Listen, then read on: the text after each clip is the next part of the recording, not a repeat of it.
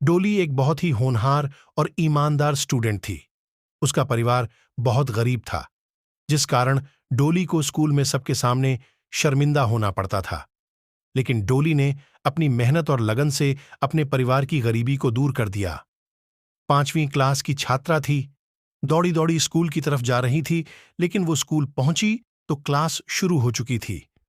जब अपनी क्लास में पहुंची तो मैडम ने उसे दरवाजे पर ही रोक दिया। रुक जाओ डोली, तुम आज भी लेट हो। ये तुम्हारी रोज की आदत बनती जा रही है। आज तो इसकी सजा मिलेगी। लेकिन मैडम, मैंने जानबूझकर लेट नहीं किया। मैं कुछ नहीं सुनना चाहती। आज तुम सारा दिन क्लास के बाहर खड़ी रहोगी। डोली ने मैडम की बात का कोई जवाब नहीं दिया और चुपचाप क्लास के बाहर खड़ी हो गई। घर से स्कूल की दूरी पूरे 5 किलोमीटर थी। डोली अपने घर से स्कूल तक रोज पैदल आया करती थी, क्योंकि उसके पास रिक्शे या स्कूल बस का किराया देने के लिए पैसे नहीं थे। डोली के माता पिता बहुत ही गरीब थे। डोली के पिता सब्जी बेचा करते थे, उससे उनकी कमाई होती, उससे उनका गुजारा किसी तरह से चल पाता था। लेकिन डोली के माता पिता डोली को पढ़ाना चाहते थे। उस दिन डोली क्लास के बाहर खड़ी रही, लेकिन उसका सारा ध्यान क्लास के अंदर पढ़ा रही मैडम पर था। पढ़ाई हुई सारी बातें अपने दिमाग में नोट कर रही थीं। डोली पढ़ने लिखने में बहुत होशियार थी। जब सारा दिन खत्म हो गया तो मैडम ने डोली को क्लास के अंदर बुलाया और कहा, डोली, कल से समय पर स्कूल आना, नहीं तो तुम्हें स्कूल में एंट्री नहीं मिलेगी। और ये क्या, अभी तक तुमने नई स्कूल ड्रेस नहीं है? तुम्हारी शॉर्ट में कितने गंदे लगे हुए।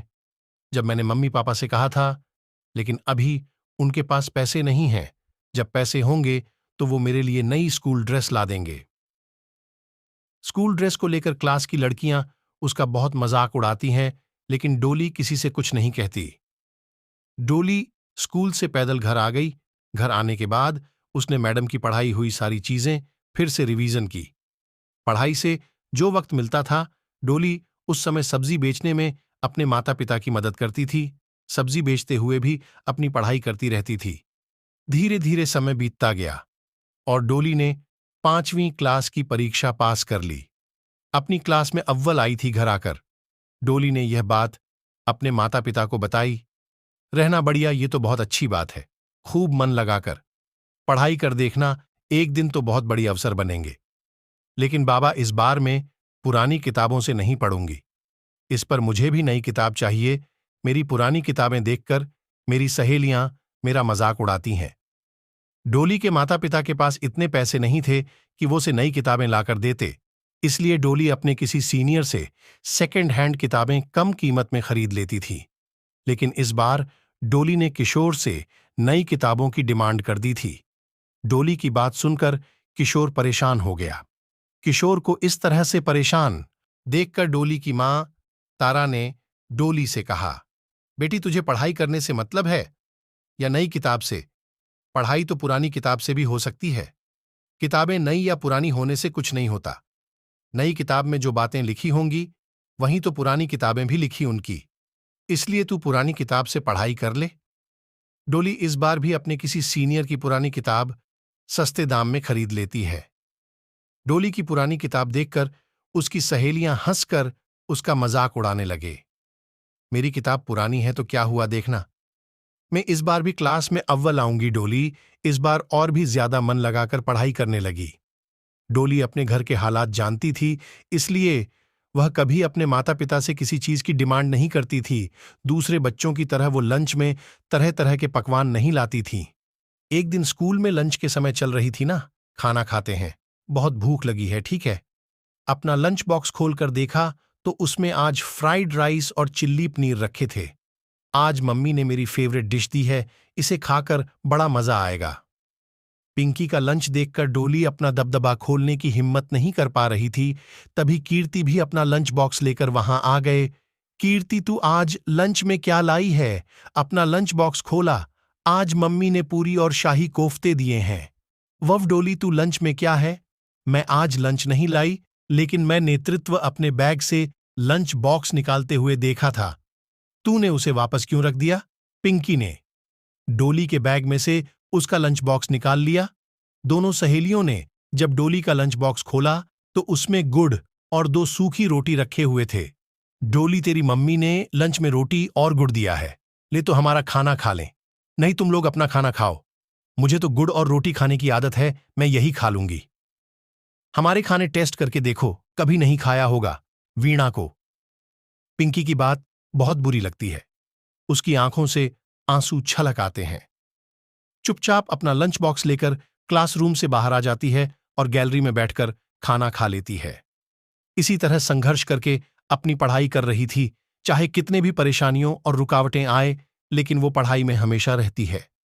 डोली के बाबा, डोली 7वीं कक्षा में पहुंच गई है।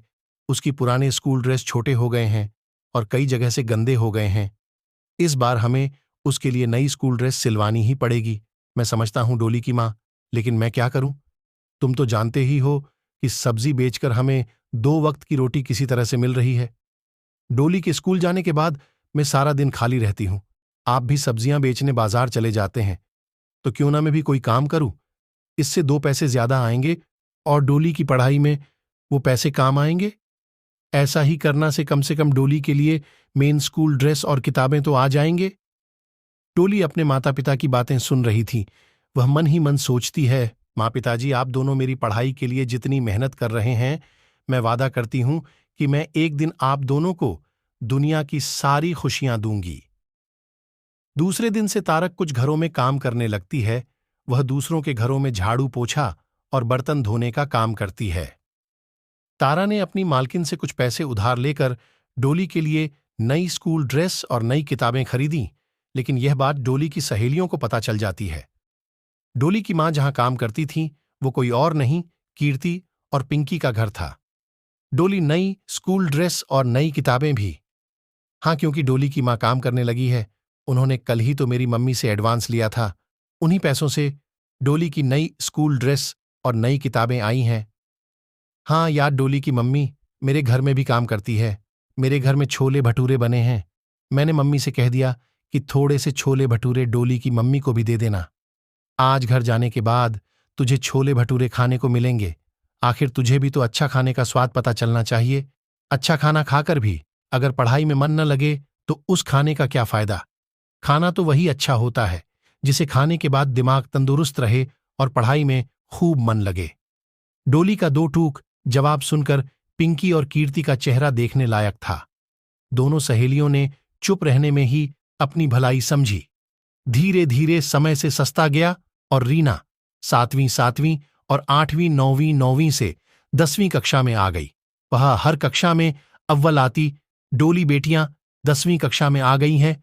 खूब ध्यान से पढ़ाई करना। तुझे अपनी पढ़ाई आगे भी जारी रखनी है।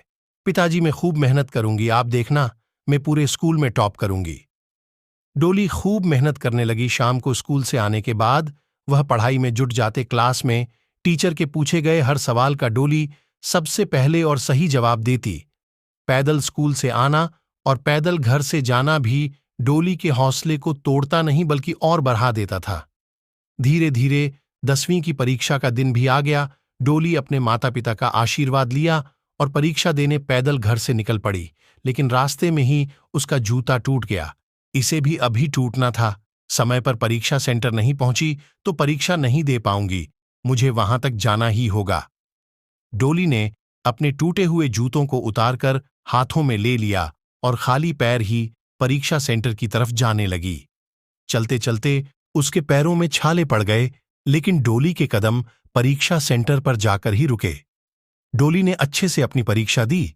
दूसरे दिन वो अपने पैरों में पॉलीथीन बांधकर परीक्षा सेंटर पहुंची, क्योंकि नए जूते खरीदने के लिए उसके पास पैसे नहीं थे।